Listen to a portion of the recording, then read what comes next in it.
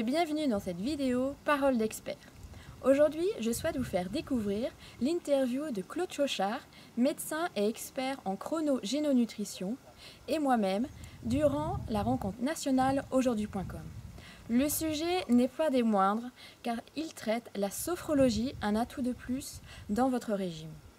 Après cette vidéo, vous ne verrez plus votre régime de la même façon. Pour vous, ça a beaucoup d'importance de mettre en complément, donc pour vous par rapport à ce que vous proposez en nutrition, et de mettre de la sophrologie. Est-ce que pour vous, le fait de ne pas avoir cet accès à la sophrologie donne moins de qualité dans la durée de perte de poids? Une consultation d'un médecin qui veut aider son patient à gérer son poids et son capital santé, c'est presque une consultation de sophrologie. C'est-à-dire qu'à la fin de la consultation, les gens doivent avoir éliminé, compris, et tout ce qui encombre l'esprit de la compréhension de pourquoi je suis dans cet état-là, et je quitte le médecin, j'ai compris, j'ai les solutions, c'est de la sophrologie. À part que je ne les fais pas respirer, etc. Mais j'ai enlevé tous les mécanismes nociceptifs, tous les barrages, toutes les barrières au niveau du cerveau, etc., au niveau des émotions. Et j'ai donné des réponses pratiques qui font qu'ils sont prêts pour partir vers un nouvel avenir métabolique. Et évidemment, j'ajoute souvent dans ma prescription, en plus de la nutrition et des compléments alimentaires qui sont utiles pour apporter donc, les éléments qui manquent dans des programmes alimentaires de mauvaise qualité. Donc, je recommande souvent donc, de trouver des moyens de se relaxer, que ce soit la sophrologie, que ce soit de l'acupuncture, etc.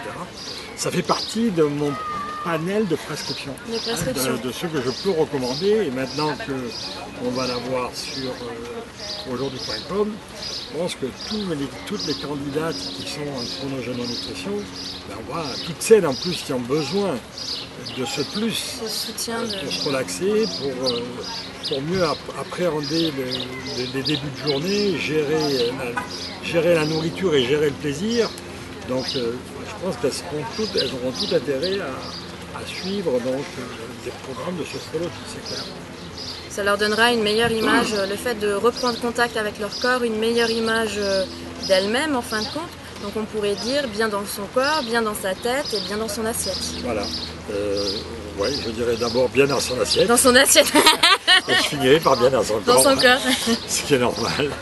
Donc en fait, la meilleure des solutions, c'est d'allier cette bonne équilibre alimentaire, comme vous l'avez expliqué dans votre conférence, par rapport à chaque type de personne, et après de prendre son moment de relaxation pour se centrer avec son corps et être bien tout au long de la journée.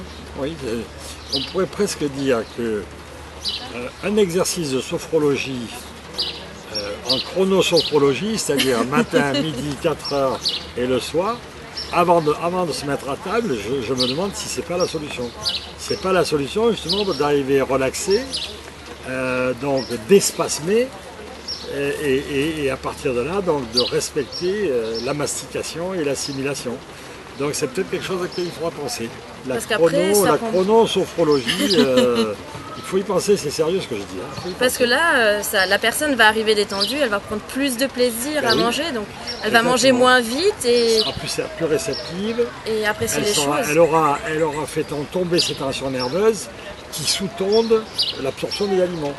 On mange pour éliminer ces tensions. Donc si déjà, par un moyen particulier, la sophrologie, on arrive à éliminer les tensions, eh bien, je suis persuadé que d'une part, on va éviter la tachyphagie, c'est-à-dire l'absorption des aliments trop rapide. On va donc avoir des gens qui vont manger plus lentement, qui vont mieux absorber et qui vont mieux assimiler. Je pense que c'est pas mal comme idée, la chronosophrologie. Voilà donc la découverte de la journée.